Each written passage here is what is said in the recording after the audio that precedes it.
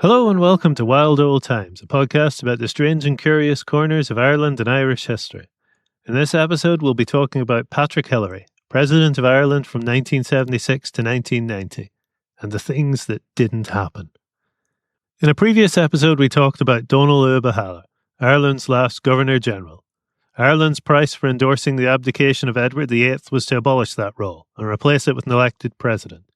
This was all under De Valera's new constitution, which took the powers the British monarch had and moved them to other parts of Ireland's government. It's a popular misconception that the president replaced the British monarch as head of state at this point. In fact, things were left ambiguous, and it's not clear in retrospect if Ireland had actually left the Commonwealth. It was certainly De Valera's intention for Ireland to leave, and Ireland's neutrality during World War II shows that this was effectively true. But it didn't become officially true until 1949, when laws on both sides of the Irish Sea clarified the issue. The president was now definitively Ireland's head of state, but De Valera's constitution meant that it was a role with very few actual powers. Dev was a parliamentarian at heart, and he saw Dáil Éireann as the true ruling body. Technically, the president has the power to appoint the Taoiseach, who is the leader of Ireland's government. However, they must appoint whatever Taoiseach the Dáil nominates. Similarly, they can appoint judges, the Attorney General, and some other positions, but this is all hedged around with the same kind of rules. The President has only two powers they can exercise in their own discretion. Like most heads of state, they sign bills into law after the Dáil and Seanad have voted on them. Unlike a US President or a British King, they cannot veto those bills. What they can do is refer them to the courts if they think the bill breaches the Constitution. This is a challenge to the government's authority, of course, but if the court decides they are constitutional, then the law takes effect. The second thing the president can do is exercise their discretion when the Taoiseach asks them to dissolve the Dáil. If it is because the Taoiseach has lost a vote of confidence, then the president can decide to refuse to dissolve the Dáil and to ask them to vote in a new Taoiseach instead. Both of these powers will play a part in the story of Patrick Hillery. Hillery was born in 1923 in the village of Spanish Point in County Clare. He would be the first president who was born into an independent Ireland, as the Anglo-Irish Treaty was signed 2 years before then. His father Michael was a doctor, and his mother Ellen was a district nurse, so it's not that surprising that young Paddy Hillery took medicine as his subject when he attended University College Dublin. After he graduated in 1947, he spent some time as a resident in two Dublin hospitals. The first was the Mater Hospital in Phibsborough, and the second was the National Maternity Hospital on Holles Street. In 1948 he moved to Canada, working at hospitals in Ontario and Saskatchewan, but he returned to Ireland the following year. He spent a brief period as the Assistant Medical Officer at the Piedmont Hospital in Dublin, former tuberculosis sanatorium, that was in the process of turning into a more general healthcare facility. This was because he wanted to learn more about TB treatment, which he thought would be useful to him in general practice. His plan was to take over his father's practice and devote his life to it, just as his father had done. Fate had different plans. Fate and Eamon de Valera. After 16 years as Taoiseach, Eamon de Valera had been ousted from government in 1948, with his party, Fianna Fáil, just 6 seats short of a majority. In 1951, the coalition government that replaced him fell, brought down by the Catholic Church. The government had wanted to provide free healthcare to children under 16. The Church was worried that it would weaken their power over Ireland's healthcare system. They needed that power to allow them to block birth control, abortion, and other such sinful things. If a few more children died as a result, surely that was all part of God's plan. De Valera saw this early election as his route back into power, and he was determined to pull out all the stops. In his home constituency of Clare, that meant targeting a third seat for Fianna Fáil. Under Ireland's system of proportional representation, the voters list candidates in order of preference. These votes get distributed out by rank, electing multiple candidates for each constituency. De Valera knew that he would be the first preference for almost all the Fianna Fáil voters in Clare. There would certainly be enough surplus votes to re-elect the second Fianna Fáil candidate, Sean O'Grady. It was unlikely there would be enough to elect the third, but he thought it wasn't worth the chance of missing out on it. He decided that a respected young doctor from a well-known local family was a good shot at getting that extra seat. and if you were a young man from a Fianna Fáil family, you didn't refuse a request from a living legend like De Valera. Besides, wasn't that likely that Fianna Fáil would get a third seat anyway? And they didn't. But De Valera and Hillery had miscalculated two things. Paddy Hillery and his father were much better liked than they thought, and Sean O'Grady, despite having been a cabinet member for the length of De Valera's government, was not so well liked. He made one too many references to the Civil War in his campaign, while Hillery was a lot more amiable. So when De Valera swept to victory comfortably, it was Hillery and not O'Grady who took the second seat. Hillery served quietly on the back benches for the next 8 years, but competently enough that he was re-elected twice in that time. Most of his energy went into medicine, though. As his father's own health failed, Paddy Hillery took over the practice. He was offered a position as a junior minister after the 1957 election, but that was the same year his father died, so he refused. In 1958, he became the coroner for County Clare, and he considered retiring from the Dáil, but that didn't happen. This was because De Valera resigned from the Dáil to become president, and Hillery decided that the new Fianna Fáil TD who would replace Dev would need an experienced partner.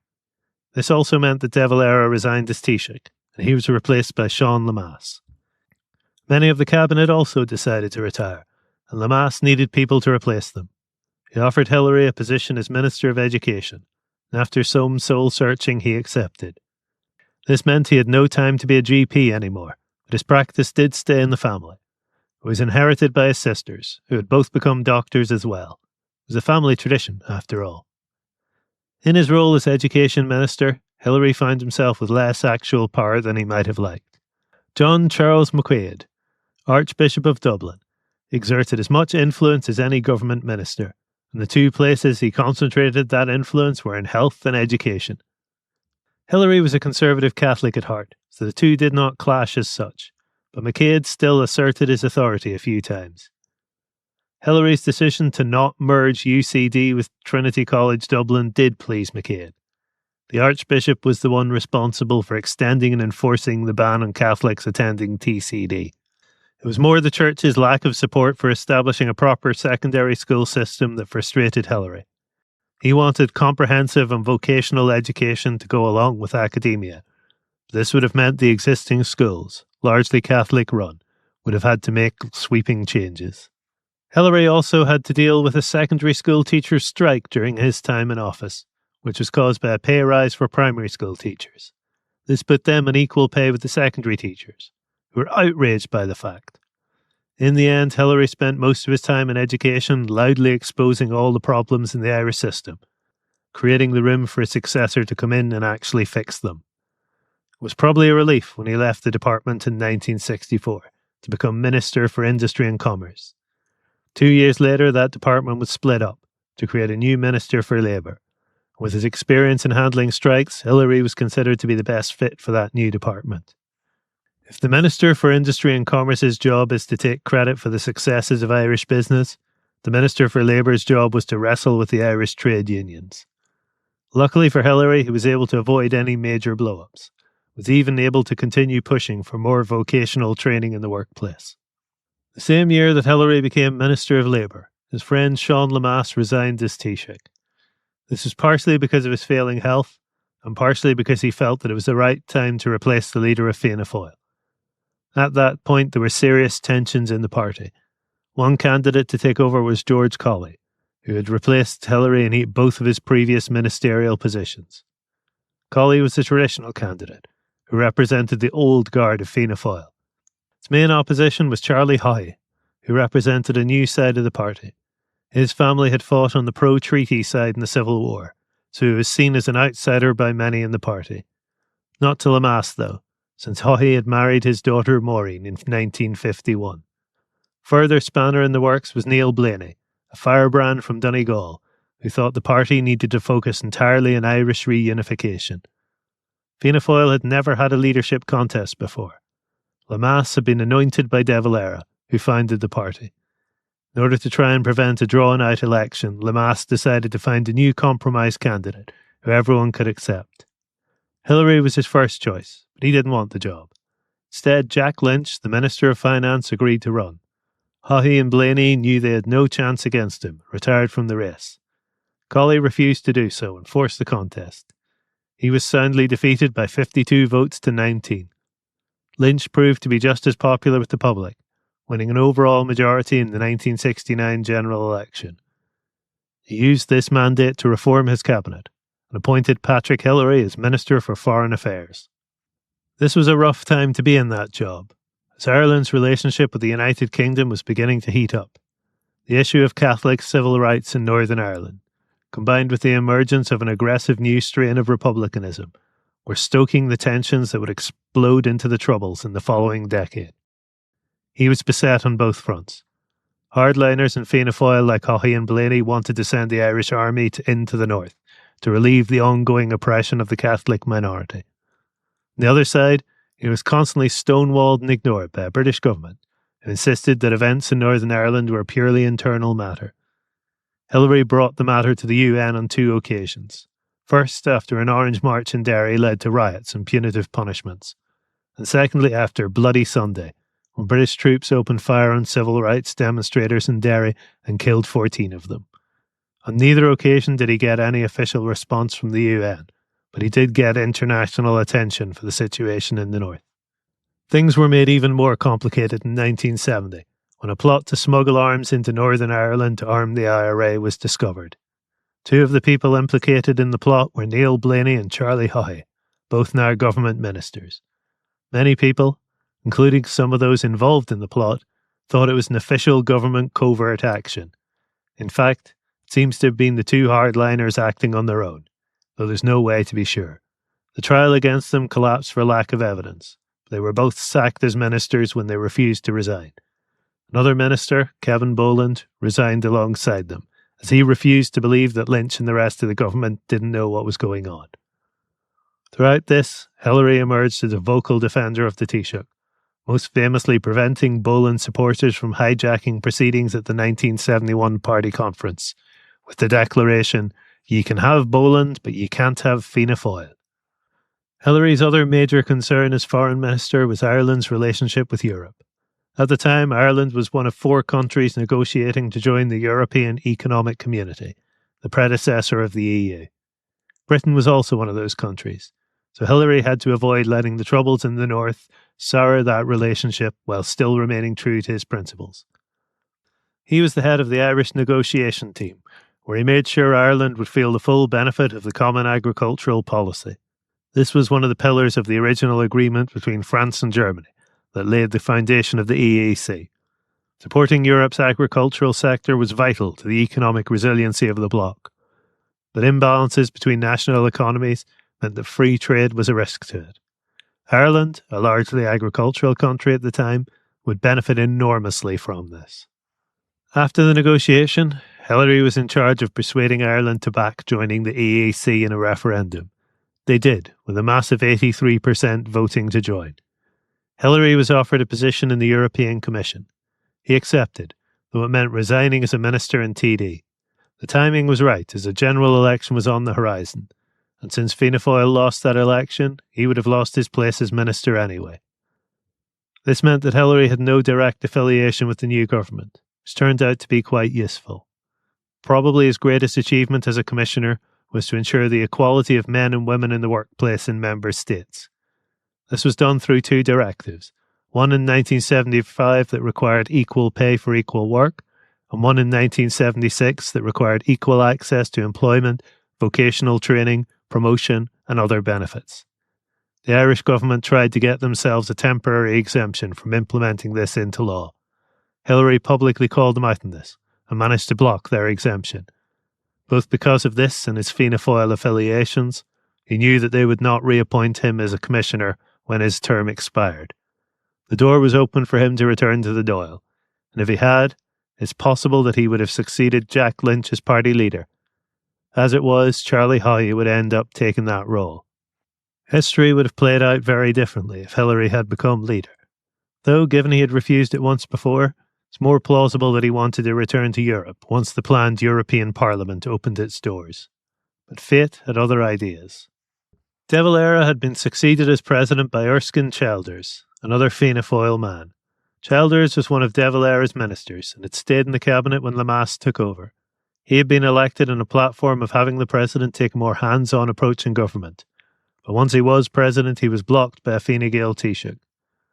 The stress this caused might have contributed to his death just over a year after he took office. He was the first, and so far only, Irish president to die in office. Given how recently an election had happened, the government decided they did not want to hold a new one. Instead, they decided to appoint a non-politician to take over, if they could get all the parties in the Dáil to agree. The proposed candidates included Childers' widow, the president of the GAA, and the governor of the central bank. But Fianna Fáil objected to all three of them. They suggested Curville O'Daly, a former Chief Justice. The government agreed, and O'Daly became president in 1974.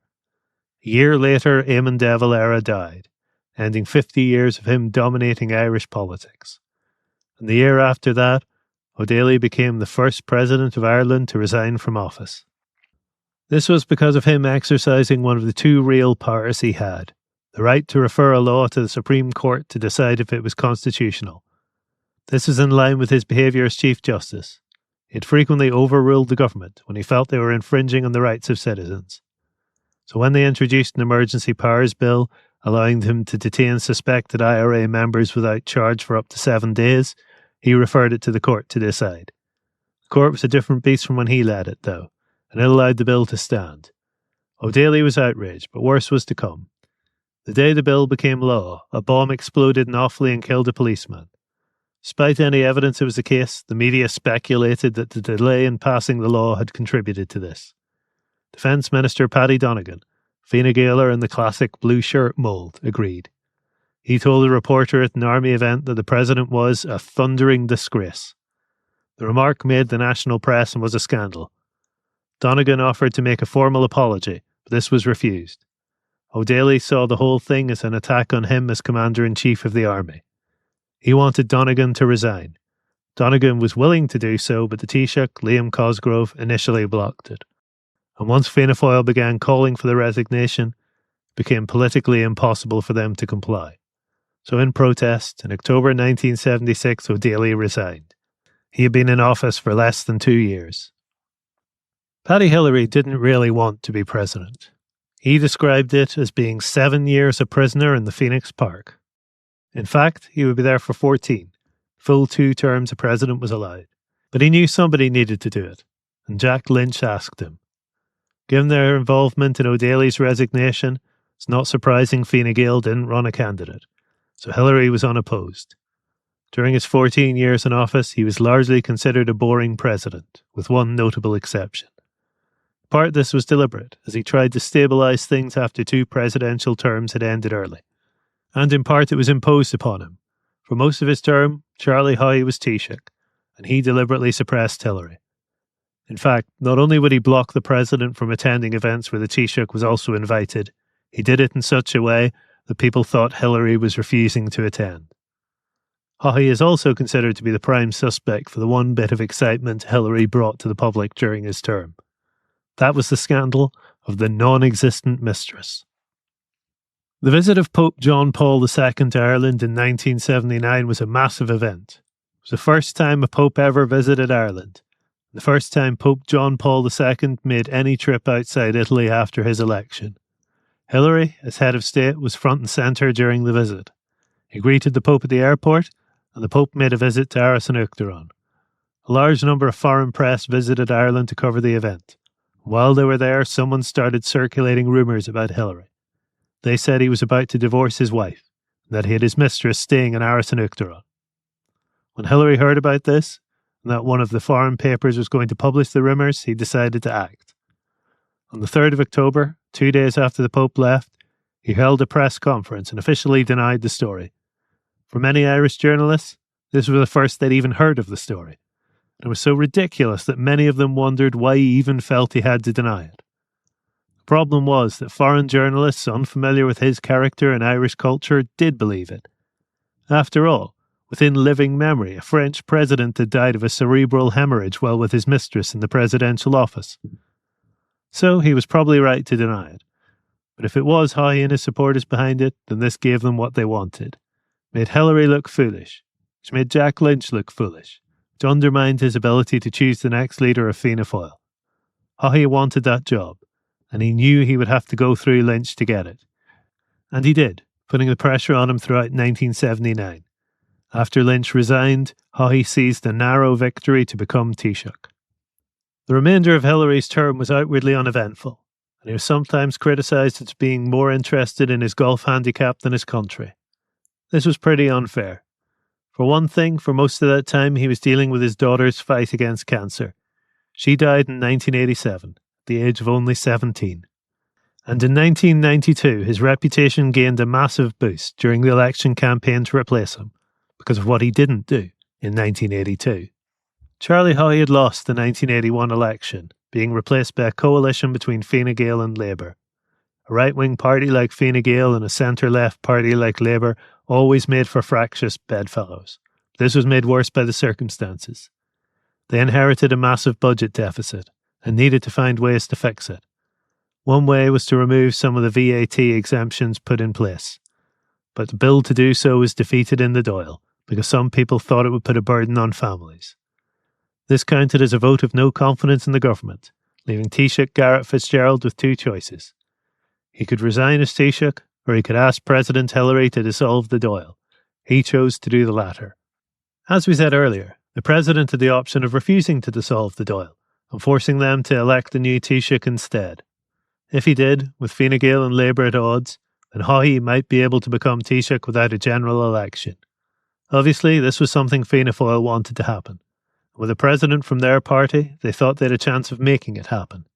Several senior party members tried to contact President Hillery and used their influence to persuade him to refuse FitzGerald's request. Unfortunately for them, Hillery wouldn't take their calls.